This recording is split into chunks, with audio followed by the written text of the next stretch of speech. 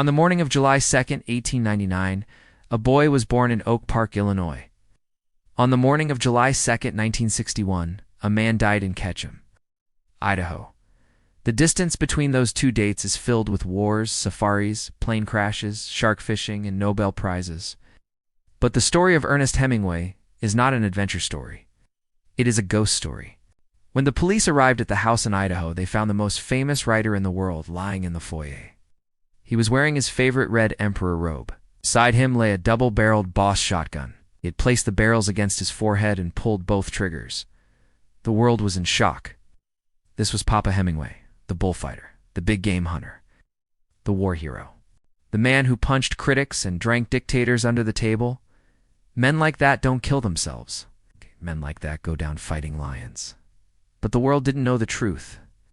The Hemingway we knew, the bearded, rugged titan of masculinity, was a character.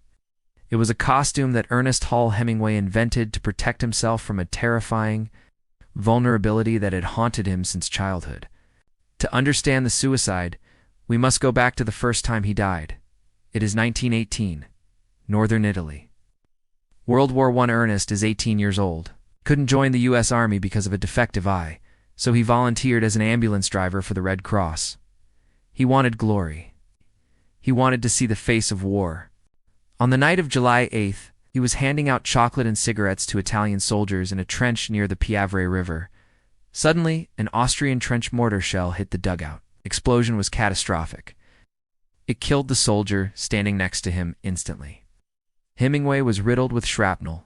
227 pieces of metal were later counted in his legs. In a letter home, he described the sensation. "I died then. I felt my soul or something coming right out of my body, like you'd pull a silk handkerchief out of a pocket by one corner. It flew around and then came back and went in again, and I wasn't T-dead anymore." Despite his wounds, he picked up a surviving Italian soldier and carried him to safety under machine gun fire. He was a hero, was awarded the Silver Medal of Military Valor. But the 18-year-old boy never truly left that trench. He returned to America with a body full of metal and a mind full of ghosts. Today we call it PTSD. Back then they called it shell shock, and you weren't supposed to talk about it. You were supposed to be a man. So Hemingway built a wall. He began to craft a persona. If he was afraid of death, he would chase it. He went to Spain to run with the bulls. He went to Africa to hunt lions. He boxed with professionals, created a code of grace under pressure. But it was all a performance. There was another shadow lurking in his blood, far older than the war. The Hemingway family carried a dark genetic legacy. His father, Clarence Hemingway, was a doctor who suffered from severe mood swings and nervousness. In 1928, when Ernest was 29 and rising to fame, his father took his own life. He used a Civil War pistol to shoot himself in the head. When Ernest heard the news, he didn't cry. He was angry. He called his father a coward. He told friends, "I'll probably go the same way." It was a prophecy. He spent the next 30 years running from his father's ghost, trying to be tougher than the man who raised him. He drank more, fought harder, and wrote simpler. He developed his famous iceberg theory of writing.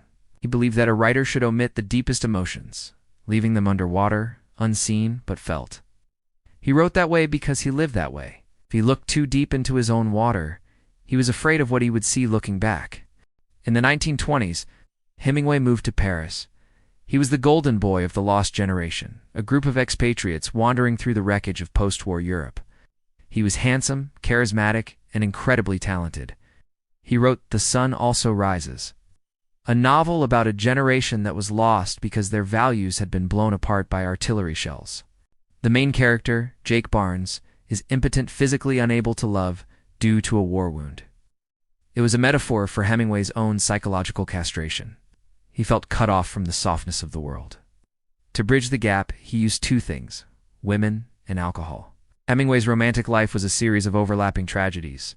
He was married 4 times: Hadley, Pauline, Martha, Mary.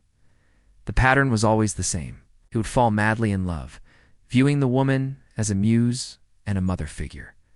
But as soon as the relationship became stable, he would panic. He needed chaos to create. He would find a new woman while still married to the old one, overlapping them like shingles on a roof. He famously said, "The most painful thing is losing yourself in the process of loving someone too much." and forgetting that you were special too. But the real love of his life wasn't a woman. It was the bottle. The myth of Papa Hemingway is inseparable from alcohol. You picture him with a daiquiri in Cuba, a whiskey in Key West, a wineskin in Pamplona. He cultivated this image. He bragged about how much he could drink without getting drunk. He viewed holding his liquor as a sign of manliness. But for Hemingway, alcohol was not a party. It was medication. He drank to numb the physical pain of his war wounds, which plagued him his entire life. He drank to silence the insomnia. He was terrified of the dark because it reminded him of the nights in the trenches. And he drank to suppress the manic depression that was slowly eating his mind. In the morning, he was a writer disciplined, standing at his typewriter, chipping away at the English language until it was clean and true. But by the afternoon, he was a drinker, and by the night, he was a bully. As the years went by, the alcohol stopped working as a shield and started becoming a weapon, became cruel. He mocked his friends, betrayed his mentors like F. Scott Fitzgerald and Gertrude Stein, and verbally abused his wives. The tough guy persona hardened into a caricature. He started lying about his exploits. He claimed to have killed 122 men in the war, a complete fabrication. Claimed he had hunted Nazi U-boats in the Caribbean with his fishing boat, a delusion of grandeur. He was trying to convince the world and himself that he was still the hero, but his body was breaking down. He suffered from hemochromatosis, iron overload, diabetes, high blood pressure, and liver damage, but he refused to stop. He pushed himself into dangerous situations as if daring death to take him. In 1954, while on a safari in Africa, his luck finally ran out. He was involved not in one, but 2 plane crashes in 2 days. The first crash, the plane hit a utility pole and crash-landed. Hemingway suffered a head injury. The next day, they boarded a rescue plane. It exploded on takeoff. Hemingway used his head, literally his skull, to batter open the jammed door to escape the burning wreckage. He emerged with a fractured skull, 2 cracked discs in his spine, a ruptured kidney, dislocated shoulder, and first-degree burns. He was reported dead by newspapers around the world. Got to read his own obituaries. He laughed it off. Drinking gin to kill the pain because the doctor's painkillers weren't strong enough. But the concussions had done permanent damage. The physical trauma accelerated his mental decline. The brain that had written a farewell to arms was beginning to misfire. The Papa myth was about to crumble. By the late 1950s, Ernest Hemingway was a prisoner in his own home in Ketchum, Idaho. The man who had traveled the globe could now barely leave his room. He was a shell. He looked 20 years older than his age. Gaunt eyes, empty, hair thin. The writing had stopped. This was the ultimate terror. For Hemingway, writing was breathing. Without it, he was just a sick man with a bad liver. He would stand at his desk for hours, staring at a blank page, unable to type a single true sentence. He wept. He told his wife Mary, "It just won't come anymore." Paranoia set in. He became convinced that the FBI was following him, claimed his phone was bugged, his mail was being opened, and agents were checking his bank accounts. His friends and family thought he had lost his mind. They thought it was the alcohol-induced dementia. They told him, "Ernest, no one is watching you. You're famous, but you're not that important." Tragically, decades later, declassified files proved that Hemingway was RIGHT J. Edgar Hoover, and the FBI had been tracking him for years. Because of his ties to Cuba and his unpredictable politics, the paranoia was a symptom of madness. But the surveillance was real, desperate to save him. His wife Mary and his doctors checked him into the Mayo Clinic in 1960. They checked him in under a fake name to protect his reputation.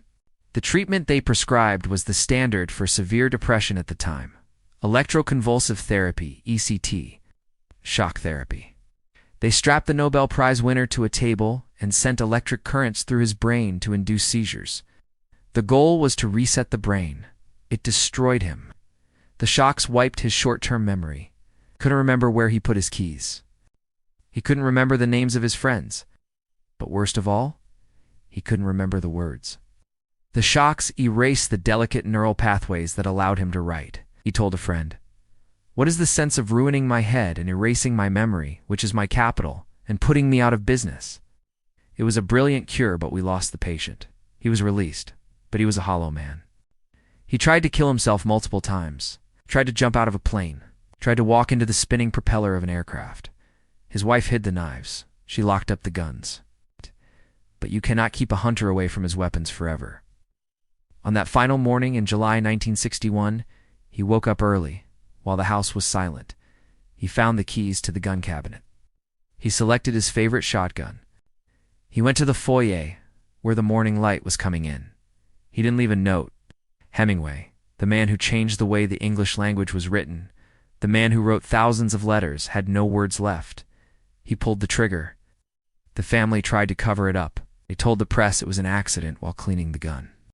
But everyone knew the curse of Clarence Hemingway had come full circle. Father had called to the son, and the son had finally answered. Tragically, the curse didn't end there. Years later, his brother Lester committed suicide. His sister Ursula committed suicide. And in 1996, his granddaughter, the supermodel Margot Hemingway, took her own life. 7 members of the Hemingway family ended their lives. Scientists now believe they suffered from a genetic condition affecting iron metabolism and brain chemistry, a biological destiny that no amount of bullfighting or whiskey could defeat. Ernest Hemingway spent his life building a statue of himself, a monument to strength, stoicism, and masculine power. But inside the statue, there was always just a frightened boy in a trench in Italy, trying to make sense of a world that wanted to kill him. We read him today not because he was a tough guy, but because he showed us that even the strongest among us can be broken. He taught us that courage is grace under pressure, but he also showed us what happens when the pressure finally becomes too much. In the end, the old man lost his fight with the sea, but in the struggle, he left us something immortal,